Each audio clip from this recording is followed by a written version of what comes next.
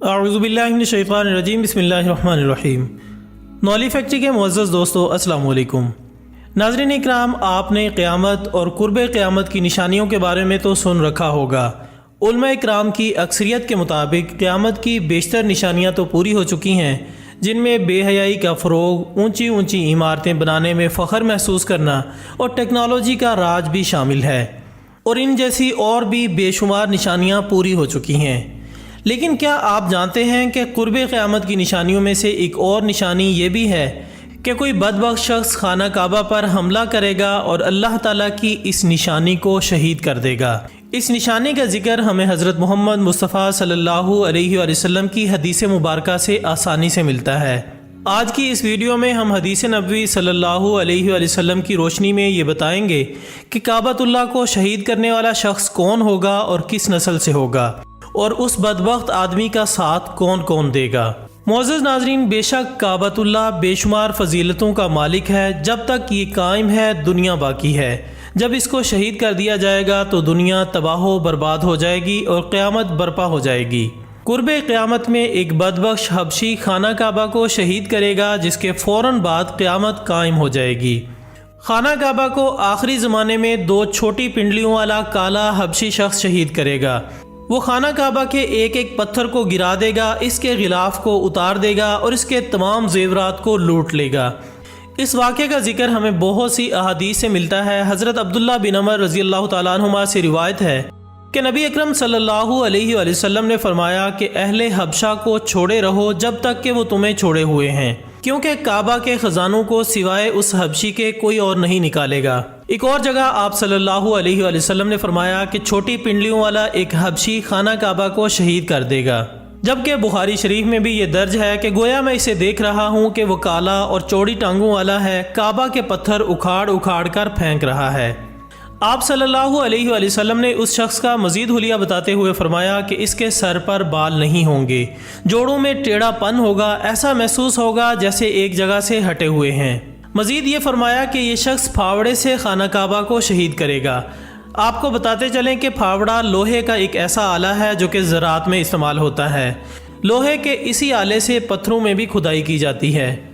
نبی اکرم صلی اللہ علیہ وآلہ وسلم نے ایک اور جگہ ارشاد فرمایا کہ ایک ایسا وقت آئے گا جب اس گھر کی حرمت کو اس کے رہنے والے ہی پامال کر دیں گے۔ سیدنا ابو ہریرہ رضی اللہ تعالیٰ عنہ سے روایت ہے کہ رسول اللہ صلی اللہ علیہ وآلہ وسلم نے فرمایا کہ ایک شخص جن سے مراد حضرت امام مہدی علیہ السلام ہیں، ان کی حجر اسود اور مقام ابراہیم کے درمیان بیعت کی جائے گی۔ اس گھر کی حرمت کو اس کے رہنے والے ہی پامال کر دیں گے، اور جب ایسا ہوگا تو پھر عربوں کی ہلاکت اور بربادی کے بارے میں پوچھا نہ جائے گا۔ پھر حبشہ سے ایک لشکر آئے گا جو کہ کعبۃ اللہ کو تباہ و برباد کر دے گا۔ اس تباہی کے بعد پھر اللہ کا یہ گھر کبھی آباد نہ ہو سکے گا، یہی لوگ اس کا خزانہ بھی نکال کر لے جائیں گے۔ ناظرین، اس حدیث کو سمجھنے کے لیے ہمیں کچھ تاریخ سے شواہد ملتے ہیں کہ واقعہ اصحاب فیل کے زمانے میں مکہ والے کافر تو تھے مگر بیت اللہ کی تعظیم کرتے تھے اور اس کی حرمت پامال نہیں ہونے دیتے تھے۔ اسی لیے اللہ تعالیٰ نے کعبہ کو ابرہہ اور اس کے لشکر سے بچا لیا۔ جہاں تک اس حبشی یعنی 2 چھوٹی پنڈلیوں والے حبشی کا معاملہ ہے تو وہ خانہ کعبہ کو شہید کرنے میں اس وقت کامیاب ہو سکے گا جب مقامی لوگ بھی خانہ کعبہ کی حرمت کو پامال کرنا شروع کر دیں گے اور اس کی حرمت کا پاس نہیں کریں گے۔ جب وہ بیت اللہ کی خدمت اور اہتمام سے پہلو تہی کریں گے تو اللہ تعالیٰ ان کی مدد سے ہاتھ کھینچ لے گا۔ ناظرین، یہ حدیث مبارکہ اس بات کی بھی دلیل ہے کہ اللہ تعالیٰ نے اپنے محبوب صلی اللہ علیہ وآلہ وسلم کو آنے والے حالات کا علم عطا فرما دیا تھا، اور بے شک ان پر یہ اللہ کی خاص رحمت ہے۔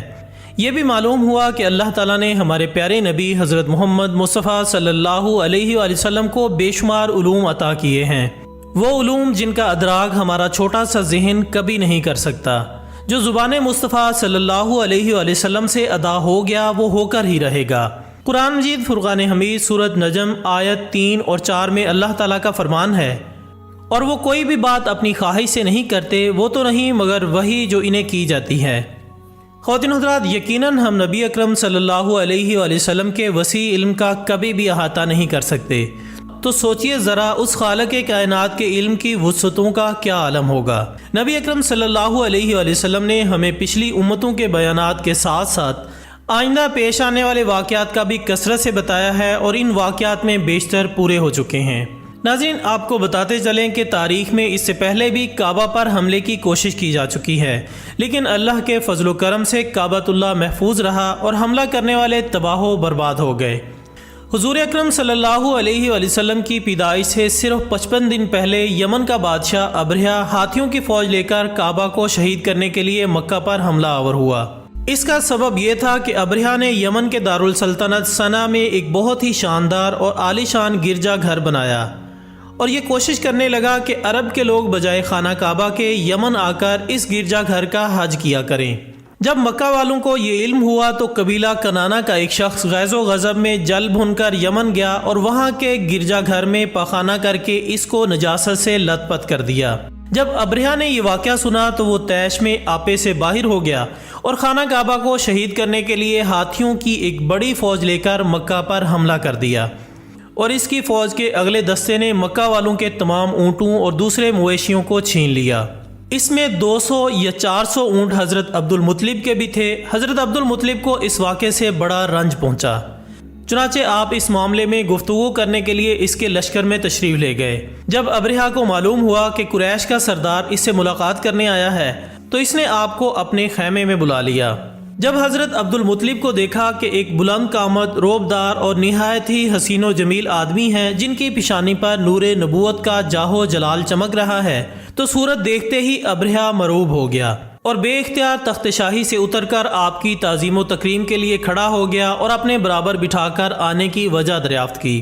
حضرت عبد المطلب نے جواب دیا کہ ہمارے اونٹ اور بکریاں وغیرہ جو آپ کے لشکر کے سپاہی ہانک لائے ہیں، آپ ان سب مویشیوں کو ہمارے سپرد کر دیجئے۔ یہ سن کر ابرہہ نے کہا کہ اے سردار قریش، میں تو یہ سمجھتا تھا کہ آپ بہت ہی حوصلہ مند اور شاندار آدمی ہیں، مگر آپ نے مجھ سے اپنے اونٹوں کا سوال کر کے میری نظر میں اپنا وقار کم کر دیا ہے۔ اونٹ اور بکری کی حقیقت ہی کیا ہے؟ میں تو آپ کے کعبے کو شہید کرنے آیا تھا، آپ نے اس بارے میں تو گفتگو ہی نہیں کی۔ حضرت عبد المطلب نے فرمایا کہ مجھے تو اپنے اونٹوں سے مطلب ہے، کعبہ میرا گھر نہیں ہے بلکہ وہ خدا کا گھر ہے۔ یہ سن کر ابرہہ اپنے فرعونی لہجے میں کہنے لگا کہ اے سردار مکہ، سن لیجئے، میں کعبہ کو ڈھا کر اس کی اینٹ سے اینٹ بجا دوں گا اور روئے زمین پر اس کا نام و نشان مٹا دوں گا، کیونکہ مکہ والوں نے میرے گھر کی بڑی بے حرمتی کی ہے، اس لیے میں اس کا انتقام لینے کے لیے کعبہ کو مسمار کر دینا ضروری سمجھتا ہوں۔ حضرت عبد المطلب نے جواب میں فرمایا کہ پھر آپ جانیں اور خدا جانے، میں آپ سے سفارش کرنے والا کون ہوتا ہوں۔ اس گفتگو کے بعد ابرہہ نے تمام جانوروں کو واپس کرنے کا حکم دے دیا اور حضرت عبد المطلب تمام اونٹوں اور بکریوں کو ساتھ لے کر اپنے گھر چلے آئے اور مکہ والوں سے فرمایا کہ تم لوگ اپنے اپنے مال مویشیوں کو لے کر مکہ سے باہر نکل جاؤ اور پہاڑوں کی چوٹیوں پر چڑھ کر اور دروں میں چھپ کر پناہ لو۔ مکہ والوں سے یہ فرما کر پھر خود اپنے خاندان کے چند آدمیوں کو ساتھ لے کر خانہ کعبہ میں گئے اور دروازے کا حلقہ پکڑ کر انتہائی بے قراری اور گریہ زاری کے ساتھ اللہ کے حضور دعا مانگنے لگے کہ اے اللہ، بے شک ہر شخص اپنے گھر کی حفاظت کرتا ہے، لہٰذا تو بھی اپنے گھر کی حفاظت فرما اور صلیب والوں اور صلیب کے پجاریوں کے مقابلے میں اپنے اطاعت شعاروں کی مدد فرما۔ حضرت عبد المطلب نے یہ دعا مانگی اور اپنے خاندان والوں کو ساتھ لے کر پہاڑ کی چوٹی پر چڑھ گئے اور خدا کی قدرت کا جلوہ دیکھنے لگے۔ ابرہہ جب صبح کو خانہ کعبہ کو شہید کرنے کے لیے اپنے لشکر جرار اور ہاتھیوں کی قطار کے ساتھ آگے بڑھا اور مقام مخمس میں پہنچا تو خود اس کا ہاتھی، جس کا نام محمود تھا، ایک دم بیٹھ گیا۔ بہت مارا اور بار بار للکارا مگر ہاتھی نہیں اٹھا۔ اسی حال میں قہر الہی ابابیلوں کی شکل میں نمودار ہوا اور ننھے ننھے پرندے جھنڈ کے جھنڈ، جن کی چونچ اور پنجوں میں 3 کنکریں تھیں، سمندر کی جانب سے حرم کعبہ کی طرف آنے لگے۔ ابابیلوں کے ان لشکروں نے ابرہہ کی فوجوں پر اس زور و شور سے سنگ باری شروع کر دی کہ آن کی آن ابرہہ کے لشکر اور اس کے ہاتھیوں کے پرخچے اڑ گئے۔ اس طرح یہ سب ہلاک و برباد ہو گئے اور ان کے جسموں کی بوٹیاں ٹکڑے ٹکڑے ہو کر زمین پر بکھر گئیں۔ چنانچہ قرآن مجید فرقان حمید سورہ فیل میں اللہ تعالیٰ اس واقعے کا ذکر فرماتے ہوئے ارشاد فرماتا ہے کہ اے میرے محبوب، آپ نے نہیں دیکھا کہ آپ کے رب نے ان ہاتھی والوں کا کیا حال کر ڈالا؟ کیا ان کے داؤں کو تباہی میں نہیں ڈالا اور ان پر پرندوں کی ٹولیاں بھیجیں تاکہ انہیں کنکر کے پتھروں سے ماریں، تو انہیں چبائے ہوئے بھوس جیسا بنا ڈالا۔ ناظرین اکرام، اس واقعے کے بعد لوگ اس قدر خوف میں مبتلا ہو گئے کہ کوئی بھی شخص بری نظر سے کعبۃ اللہ کی طرف دیکھنے سے بھی کتراتا تھا۔